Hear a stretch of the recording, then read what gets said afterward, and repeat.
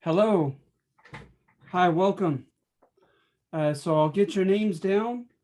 And are there any questions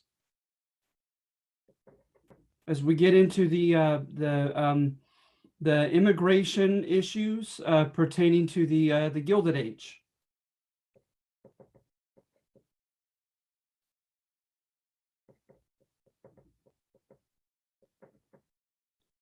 All right. Um, One here, I have a phone number. Is there a way you could unmute yourself and let me know who you are?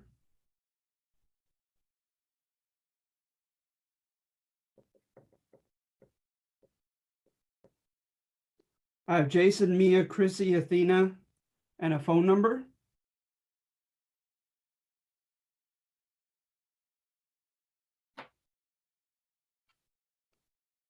All right, we'll try to before the end of class, okay? Try to be sure to do that, to unmute yourself and let me know who you are, okay? I want to give you credit. So let's see here. The questions that we have pertaining to immigration, we have here numbers 30 through 35, okay? So number 30, some historians suggest that the consumer revolution, modern professional sports, and the modern notion of leisure time were intended by big business to mitigate class tension. 31, immigrants of the late Gilded Age were deemed as new primarily because they were not WASP or from Northern and Western Europe. True or false? 32, in the class handout, I have a question about Jewish immigrants. 33, according to the handout, the late 19th century process of formal immigration and naturalization in relation to Emma Lazarus's poem. So that's right out of the handout. Another number 34, Italian immigrants succumbing to labeling theory. Were they able to escape the proletariat, according to that section? And 35, with the infamous 5 points, was there a correlation made between poverty, marginalization, and crime? All right, so keep those in mind as we go through this handout, because that's what you will be asked on your first test. All right. So getting into the new immigrants, right, is recall that, we've had many different worldviews that have come into play regarding American political tradition. But you could make the argument that the first effective settlement was established by the English, and so that our institutions like government, family makeup, educational institutions, etc., and our culture, our notions of normative behavior, of right and wrong, etc., are largely influenced by England and by Western Europe. So Western Europe, right? Spain, France, well, the Netherlands somewhat. I would consider it Central and Northern and Central Europe, but still Western Europe. And so they've had their own, unique historical, chronological chain of occurrences, of events from the fall of Rome. Eastern Europe, when you get into Southern Europe, you have much more diverse, much different, more Eastern oriented traditions, history, influences, etc. So I mean, like Russia, right? The Balkans, the Near East as well. Now suddenly, I don't know about suddenly, but in the 1880s and 1890s, as well as the first couple decades of the 1900s of the 20th century, many immigrants came from those latter areas. So they were not WASP, they were not white Anglo-Saxon Protestant, not Northern and Western European. And so when they came, they'd come from different traditions with different institutions, different worldviews, etc. They could be Eastern Orthodox, Roman Catholic, Jewish, Muslim. There were myriad of backgrounds that they came from. So when they came, there was a sense in the United States of putting them into the title of the other, right? Like in sociology, whereby you don't apply the same rules to yourself as you do to the other. You put that person in a different category. The rules that apply to you may or may not necessarily apply to that group that is marginalized as the other. And so at any rate, you have that component. You also have the American political tradition of using so-called science and different theories of essentialism, as they call it. This group is by nature different from other people, etc. In addition to essentialism, you also have, in addition to nature, arguments of nature, you have arguments of nurture, that people from different environments have been fashioned, fashioned by their environment in a different manner. And so by nature and nurture, the argument went, at least from the time of the antebellum period of the 1830s and 40s, is that, for instance, African Americans are by nature different. They're inherently biologically different, of course, in an inferior fashion, according to the dialogue, the discourse of that day. I think of John C. Calhoun and other voices of the South, right? And also by nurture, that coming from a tropical area, for instance, has diminished their sharpness, their faculties, their drive, their initiative. And then by nature, they adhered to the Sambo image, that they were like somewhat animal-like, that they were unable to engage in critical thought, moral evaluation of right and wrong in a given situation, acquisition of knowledge, their ability to acquire knowledge, like economically, politically, if they were to participate in government, et cetera, et cetera. But how convenient, right, to say all this about African Americans, because they wanted to, even in the midst of the 13th Amendment and abolishing slavery, they wanted to basically have an apartheid. They wanted to have segregation, Jim Crow laws in the North as well as in the South. So at any rate, you come from that American political tradition, and you have these people coming in, and they speak differently, they look differently, they're darker in skin color.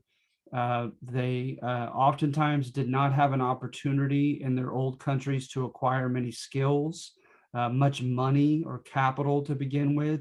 A lot of them didn't have an opportunity, had not had an opportunity to acquire an education. And so all these strikes were against them when they came. And then in addition to that, you have late 19th century so-called pseudo science, whereby they tried to employ Darwin's theory of macro species evolution, of species evolving outside of their category, right, of their genus. And so they tried to make the argument that some human beings are more literally more animal-like, more like their primate ancestors than other groups. They put them into these essentialist categories and environmental categories, as far as climate and region of the earth. So for instance, let's not get too much into that, because we're going to get into that when we get into the imperialism, which will be the next topic after test 1. So at any rate, you have those components that the immigrants had to face when they came here. And then not to mention, they come in such large numbers that not necessarily during the 1880s, things were going evidently pretty well economically, but in the 1890s, you had a depression in 1893 that lasted for more than a few years. And so you have the fear that they're coming to take jobs, that they're coming to usurp the places, the opportunities of, quote, Native Americans. And of course, I'm not referring to Amerindians or Native Americans as we know them, but Americans who had been here for a few generations, and they like to call themselves that, a bit ironically. So at any rate, the Americans that had been established for a few generations, they felt that type of economic anxiety as well. And then you also have, what we've gone over in the Gilded Age assignment number 1 is you literally had fears from the government and from the well-to-do of a class war erupting, when you had moments to demonstrate this latent hostility of the poor and of the working class toward the well-to-do, in the form of the Pullman strike, the Homestead strike, the Great Railroad Strike of 1877.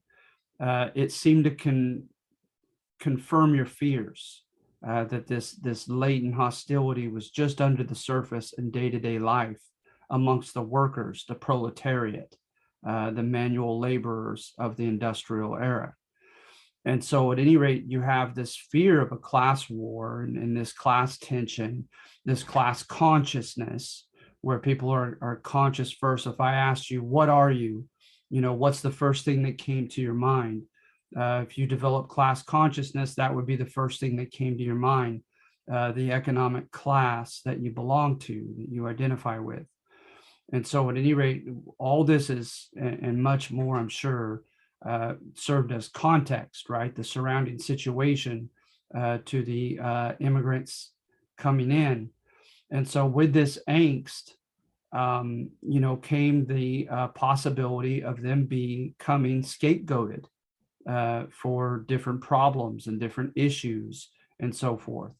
And not to mention, right, as the Americans at this time, they had an analogy already running from a man named Crevassier about the melting pot, this idea that people can come from Poland, Hungary, Russia, Lithuania, Ukraine, Italy, and they're supposed to drop their culture, drop their customs, drop their traditions, and put them into this proverbial melting pot here in the United States.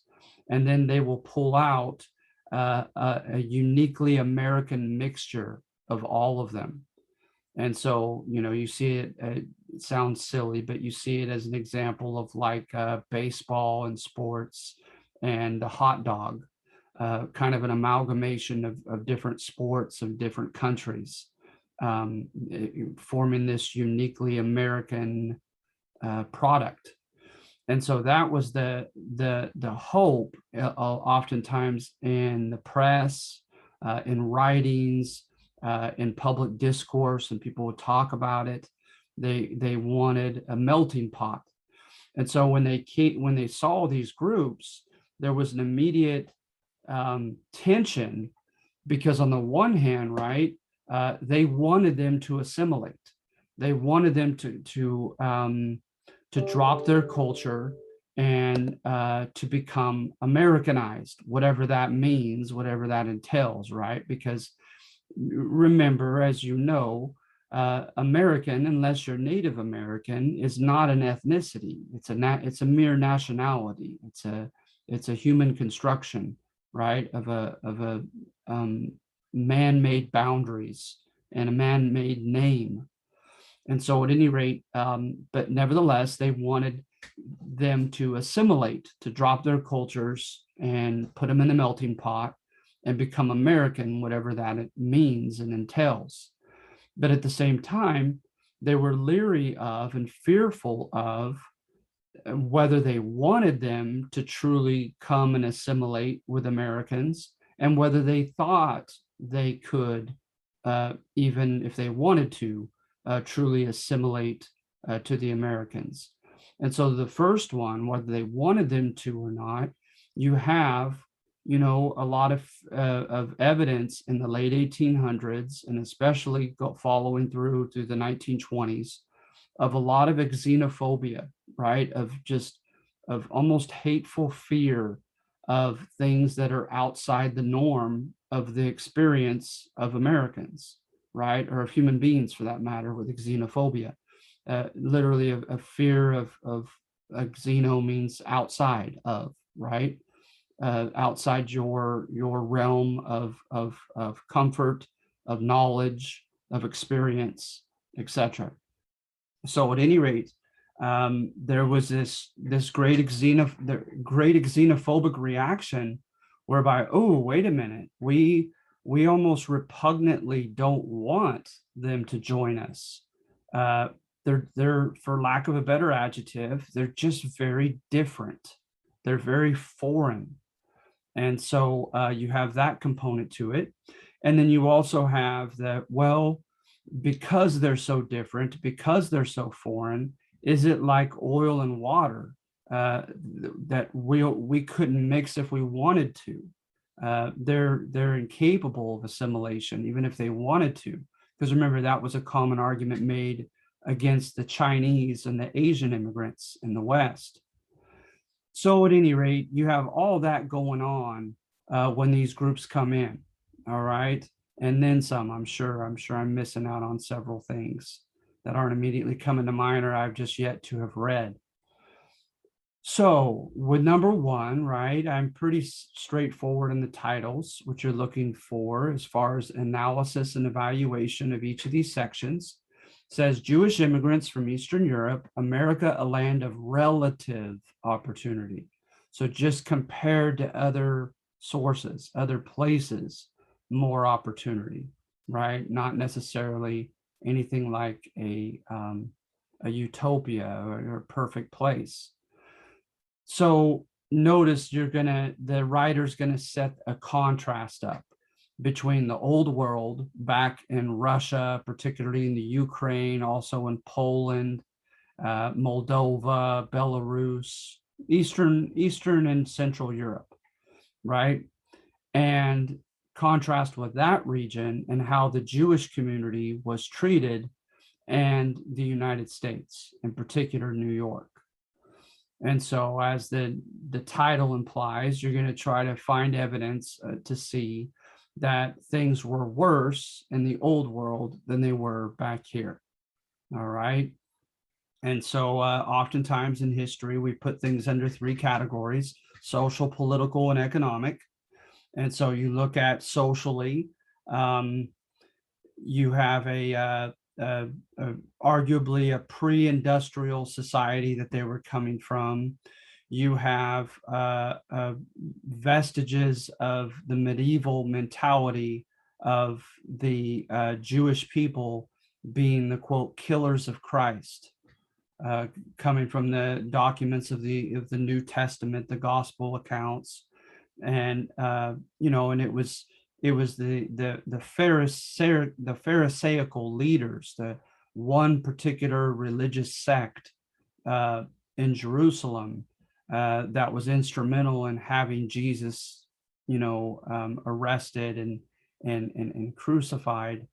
To say that the Jews did it, going from scripture, that's a little broad, because you look at the apostles themselves, and the first converts were Jewish themselves as well. But at any rate, that reputation carried itself on through the medieval time period of Europe, that the Jews were the killers of Christ. And just some crazy stories of them celebrating their Passover and sacrificing the blood of children, of Christian children, in their Passover matzos, as they were called. And so it's pretty crazy. But this type of irrational fear spread itself in the 1880s. It was exacerbated by the assassination of Alexander II, the Tsar or Emperor of the Russian Empire, and they blamed his death on not only on anarchists, because he was killed by anarchists, but some of the anarchists came from some of the major cities that were highly constituted with Jewish inhabitants. And so some people began to tie anarchists, socialists, communists, people on the far left, as we call them, right, with Jews. And so hence with the assassination of Alexander II. And so they were supposed to be stuck in a certain place in the Russian Empire known as the Pale in English, Pale. And they began to initiate pogroms against them. And pogrom evidently means something like gathering up or lynching. And so that's exactly what they did, is they came and attacked, and they have awful pictures of this to verify it. Literally Jewish babies and children lined up, their dead bodies lined up on blankets, and pictures taken of it to verify these atrocities. And so they were being attacked and murdered en masse, especially in the Ukraine of the pre-Soviet Union, of the Russian Empire. And so socially things were pretty bad. Politically, the next Tsar, Alexander III, he supposedly frowned upon the pogroms, but he didn't utilize a lot of resources to protect the Jewish community from the pogroms. And so and so politically they certainly weren't getting much protection, if any, from their government above them. Then also those who came into the cities and moved out of the Pale because of the pogroms and because of economic issues, they were instituted the May laws. And the May laws of 1882 dictated, they created a quota system. How many Jews could go to the universities and go to school? How many of them could acquire a license to a certain particular trade economically, dictating that they couldn't buy farms and become farmers. And other discriminatory policies were found in the May laws of 1882. So now they're politically being discriminated against, and economically as well. And so, in all three realms, the climate, so to speak, was not very comfortable for the Jewish community back in the old world, politically, economically, or socially. And so this tended to push them, as they used the push and pull analogy, push them out of the old world in the 1880s and 1890s into the US. When they came here, notice that the writer makes a concession that yes, anti-Semitism was alive and well here in the US. Let's see here. Right here, granted, when some successful immigrants moved out of their ethnic enclaves, because they formed enclaves, right? Like a Chinatown, an ethnically or nationally homogenous neighborhood of a city. They formed it in the Lower East Side, it was called, of Manhattan Island in New York. So the Jewish people were pretty much clumped together in the Lower East Side of Manhattan. But when they were able to escape it, those who could, many people from the nicer neighborhoods reacted in a xenophobic manner. Business signs sometimes posted "No Jews and no dogs." Some moved out of the area, others resisted any social mingling. Okay. But then the writer goes on to say, nevertheless, intermarriage did begin to happen. No actual laws were established to prevent social integration, and no legalized segregation or discrimination was passed by any American legislator, neither by New York City, neither by New York State, nor National Congress. So when they came here, right, they didn't experience pogroms. There were no mass lynchings of Jewish immigrants here to the US. Sadly, you can't say the same for African Americans. You can't even say the same for Italian Americans. That became a sad phenomenon as well.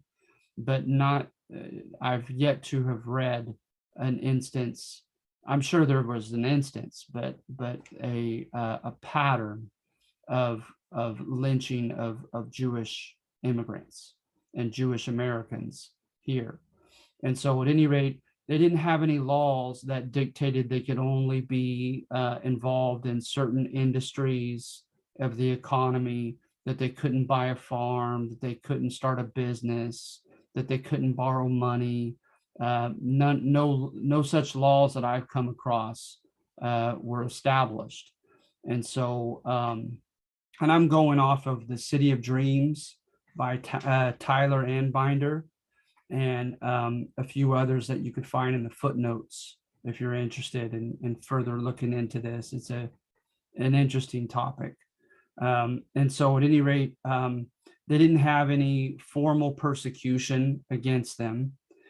And when they came here, right, a lot of them initially started in the proletariat. They started working with their hands, not paid well, working jobs that were not deemed to be prestigious at all, where there didn't seem to be too great of an opportunity of advancement up the socioeconomic pyramid, and there wasn't good pay for those jobs, right? So menial jobs in the quote proletariat.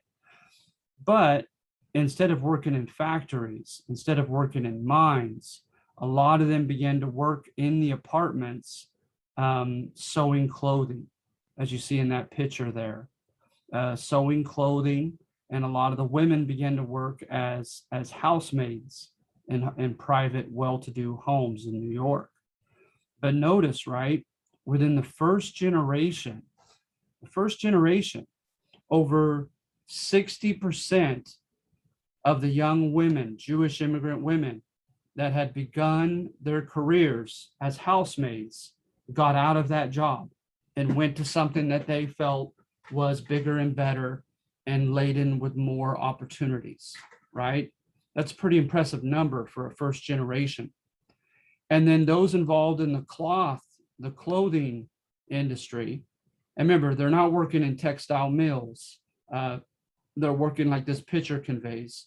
They're working in these private tenement apartments, and they're being paid by quantity, by how many jackets, pants, etc. they can sew in a day.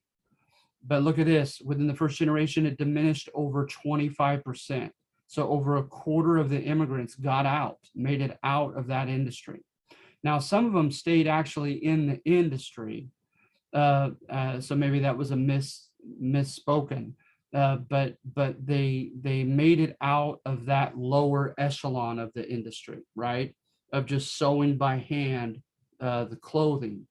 Is many of them ended up becoming retailers and selling the cloth themselves in retail, which was much more promising, much more lucrative.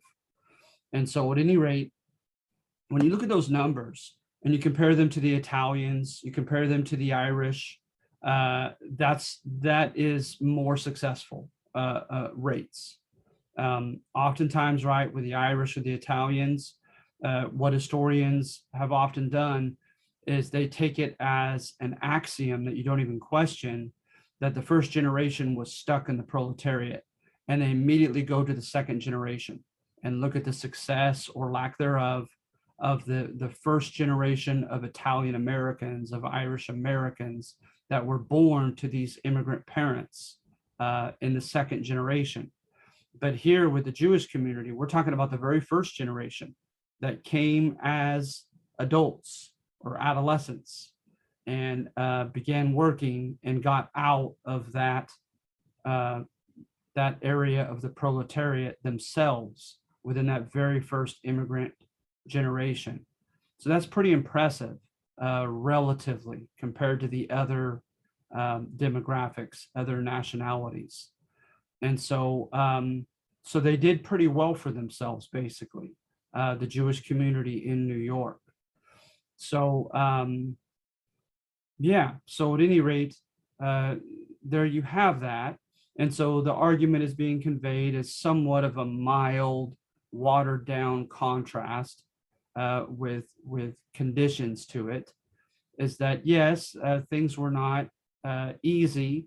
There was not evidence of social integration of Americans, established Americans, accepting them with open arms and letting their daughters marry Jewish young men, etc. Nothing of that sort.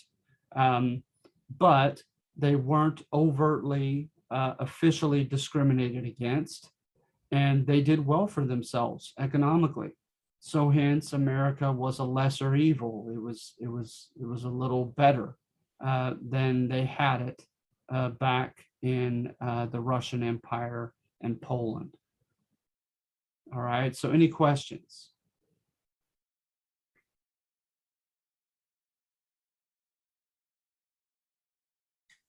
All right, and number two, the American Gilded Age immigration policy did not live up to American rhetoric. So that's pretty self-explanatory with the title there.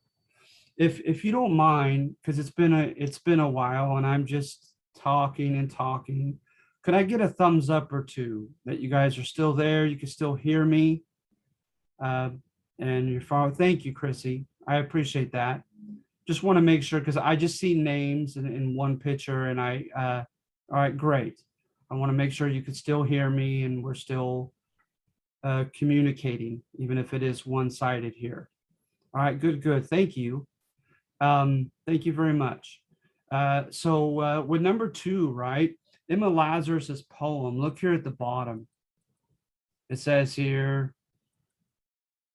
give me your tired, your poor, your huddled masses yearning to breathe free. The wretched refuse, that's a strong word, right? Like garbage or refuse out of the human body of your teeming shore. Send these, the homeless, tempest tossed to me. All right. And so as you could discern from the title, number two is try to convey the fact in revisionist fashion that America did not live up to that poem. As you see here, right, in the third paragraph, the federal government's approach and tactics in weeding out unacceptable immigrants and receiving others seems to have originated from an undergirding influence of pseudoscience and from an almost trial and error process. So it goes into just that.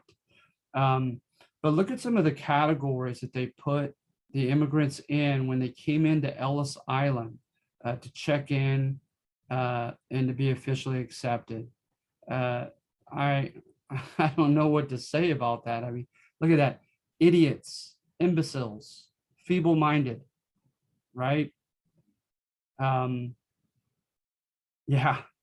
So when, you look at a lot of immigration policies throughout the world and in human history, and they have been selective. They want to benefit from immigration and not be harmed by it. So hence, for one, right, economics. You can't take that out of the equation almost ever in history. They want their to this day, Canada, Mexico, etc., as well as we do. We have special categories and quotas for people that have special skills that are in high demand. So maybe something with software today, etc. And we're saying, hey, by all means, if you could fit this special category, we want you. We could use more help in this area economically. But what about people that come, and what if they are physically handicapped? What if they are suffering from a psychological ailment? What if they're elderly? What about children who obviously are not old enough yet to work? So then you have this common argument that you don't want people to come and drain from the state economically and become wards of the state, WARDS. And the ward of a state, right, is someone who is officially, particularly economically and politically dependent upon the government for aid, succor, or comfort or help in some way. And so, but that poem, right, in American rhetoric is we claim to be exceptional. The whole idea of American exceptionalism, right? That we're an immigrant nation and that we don't turn away anyone. And yeah, and then you have these other, kind of very pragmatic components that you see in number 2. One pragmatic component is, okay, what if they have a criminal record, right? What if they aren't capable, for reasons that I've mentioned and others, of working? So how are they going to subsist? How are they going to eat? And so those sometimes are practical matters that countries have to address. And, and so I've had some conservative students say, look through here and say, I don't see what's wrong with some of these requirements, some of these restrictions, etc. To which I would say, right, with number 2 is the focus is upon the poem. The focus is upon the stress of American exceptionalism, that we are a special, unique country. And a large undergirding facet of that special character is the fact that we accept those that the rest of the world rejects. And we didn't in light of number 2. We turned many immigrants away. In addition to those with communicable diseases, we gave them 2 weeks to be quarantined. And if they didn't get better, we would oftentimes send them away.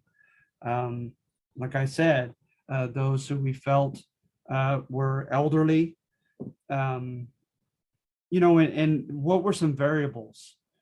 There were some variables that our policy was not consistent.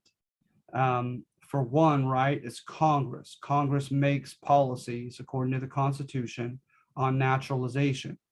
So Congress, from time to time, from administration to administration, is different. Sometimes dominated by one party, then by another, a different generation with its own spirit to it, and character and concerns. And then you also have each presidential administration, and the president has patronage powers of appointing who he wants or doesn't want, right, or who he or she wants, and key positions at Ellis Island and so forth. And so you have those variables. And so, you have Oscar Strauss, who led Ellis Island, and he came from immigrants himself, and he was very lenient. And then you had William Williams, and he was extremely strict and tough. His policy was stringent, was more strict. And so you have all those variables that are going on. But my goodness, you come in and they just look at you. They give you a cursory look. And how in the world would you know just from a cursory look that someone is suffering from a psychological malady, like bipolar disorder, schizophrenia, etc.? And they'd put a big X on your jacket to mark you as mentally, possibly mentally incompetent. And they would have a special area where they would bring you to do that. They'd put you in a room like you see with these men, and they would make them undress en masse, all together, to check for venereal diseases, to check for any major physical abnormalities, etc. So the process also was very humiliating, in particular for the women. And so you have that component to the process as well. But you do have your again, the pragmatic side that oftentimes is addressed by virtually every country, as far as just being practical and worrying about results and worrying about consequences of allowing certain types of people with certain types of circumstances in the country. So at any rate, I don't think I described that very well. I apologize, but just take a look at it, whether you choose to write on it or not, because you'll have a question on the test pertaining to it. And then again, number 3, the title says pretty much what you could expect to read, is that new immigrants could not win. Okay. That they come in, they're not accepted with open arms. Their opportunities of leaving the proletariat and achieving the American dream are very limited, some more so than others. They are desperate. So in their desperation, they get into survival mode, if you will. So they congregate together and form ethnic enclaves. And Americans resent them for that, contending that they don't want to assimilate, that they're cliquey, that they're not here to maintain American institutions and traditions, but because they're unwilling to change, right? Then they also get help from political machines, and you can read about that. And basically the political machines were buying their votes, were bribing their votes, offering them opportunities for medical care for their children, etc., jobs, a place to stay. And in return, they would show their gratitude and their loyalty to the political machines in voting for whom the political machines wanted them to vote for on election days.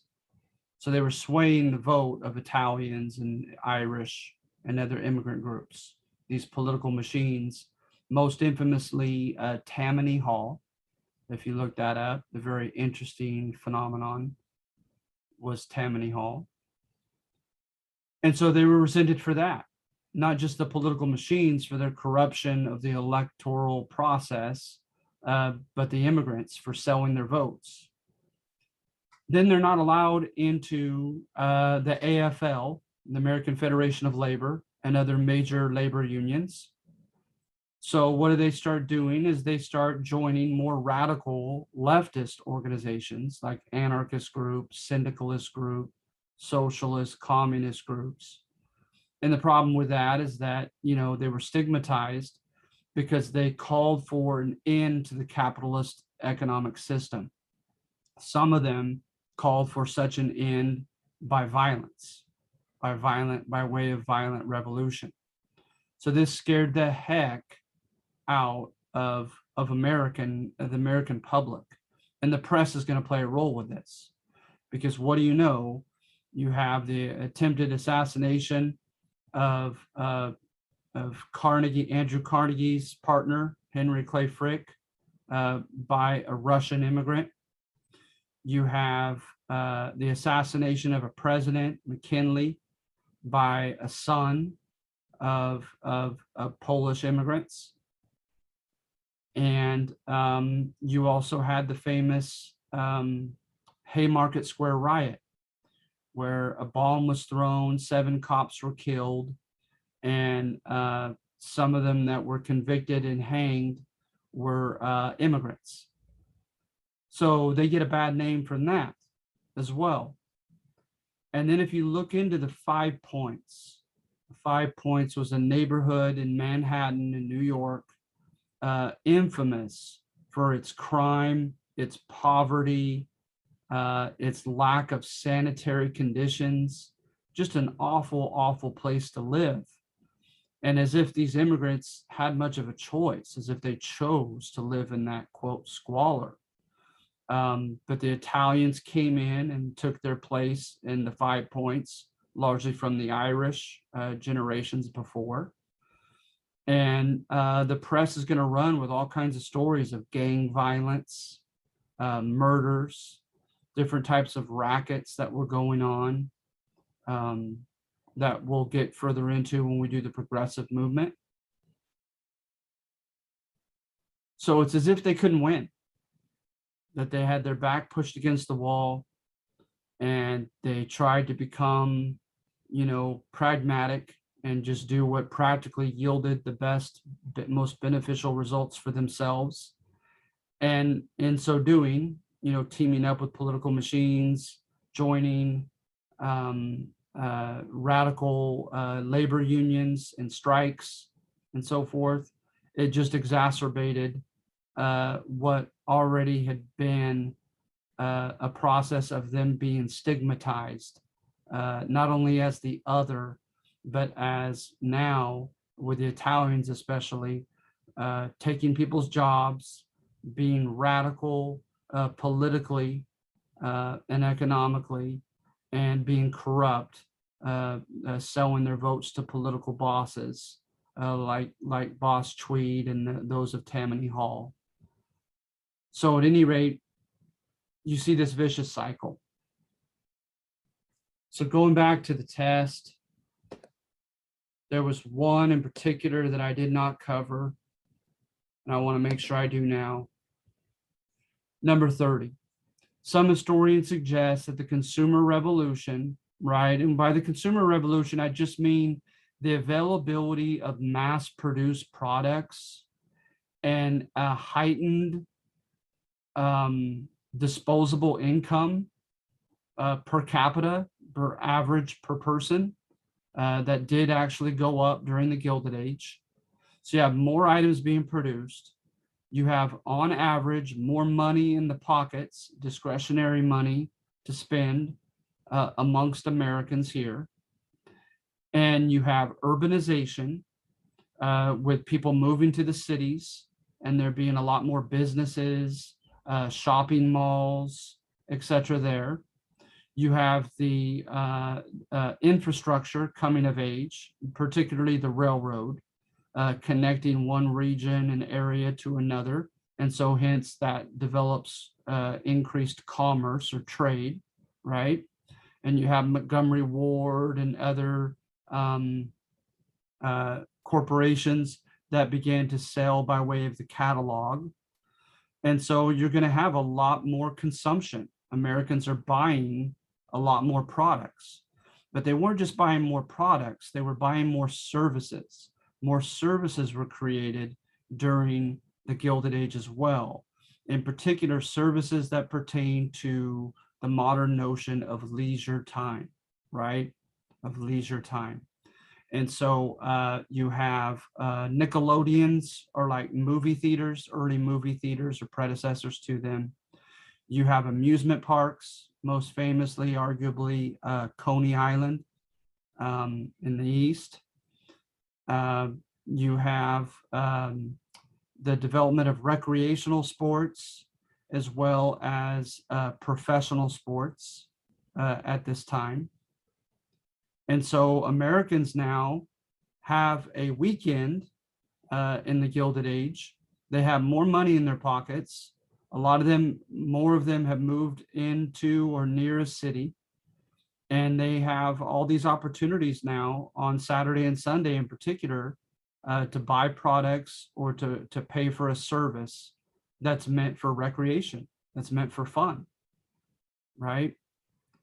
And so, the Ferris wheel and the roller coaster, all those are novelties at this time.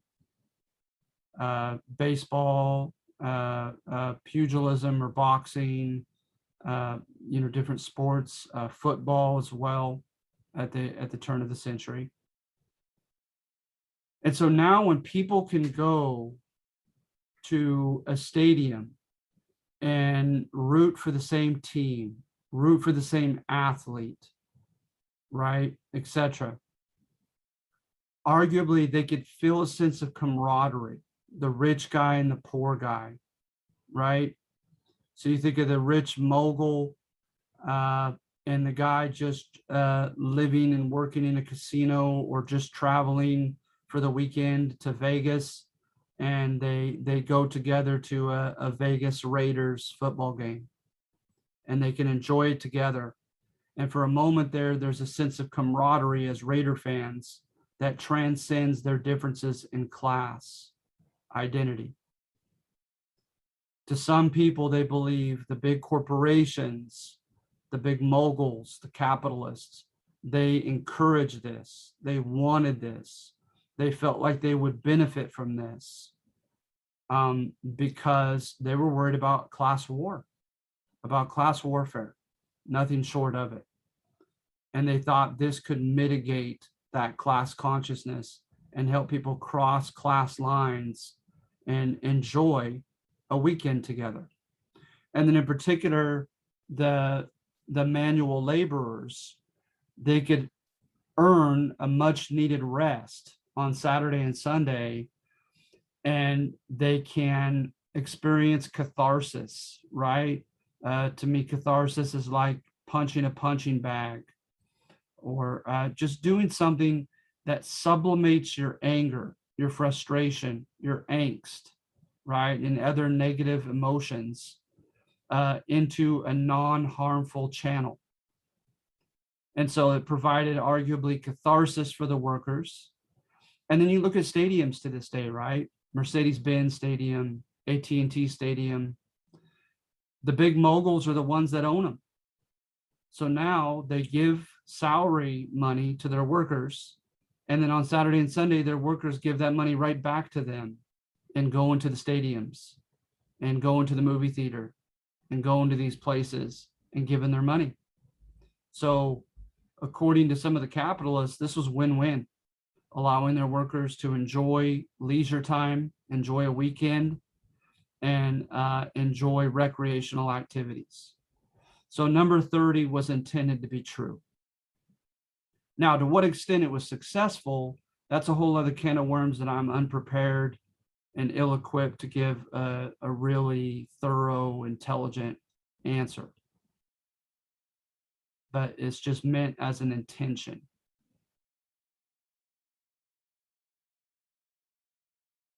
All right, so does anyone have any questions about numbers 1 through 3? So we have this last assignment this week.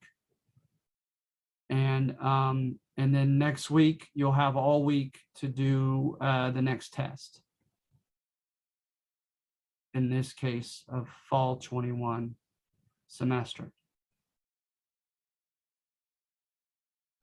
Thank you, Professor. Thank you. All right, so you guys have a good day. I'm delighted to give you your extra credit. I'm very appreciative of you sticking around. All right, so have a good day, okay? Have a good week. Thank you. I wish I could see you guys in person. I can't wait to get back to the class.